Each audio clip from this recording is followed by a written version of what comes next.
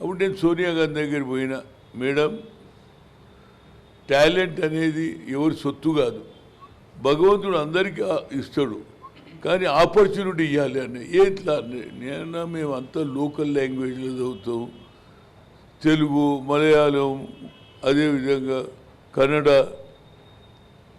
అన్ని భాషల్లో, ఒరియా, అన్ని భాషల్లో పిల్లలు చదువుతారు. కానీ పరీక్ష పెట్టినప్పుడు అందరికీ టాలెంట్ ఉన్నదా లేదా తెలుస్తుందని నేను అన్నా, madam you give the opportunity. Supreme court కొట్టేసింది కాబట్టి ఆల్టర్నేట్ ఇది అని. ఏం చేయాలంటే నువ్వు బిల్లు పెట్టండి, మాది న్యాయమైన కోరిక, మా పిల్లలు కూడా ఐఐటీలో ఇంజనీర్లు కావాలి, అదేవిధంగా ఆల్ ఇండియా ఇన్స్టిట్యూట్ డాక్టర్లు కావాలి.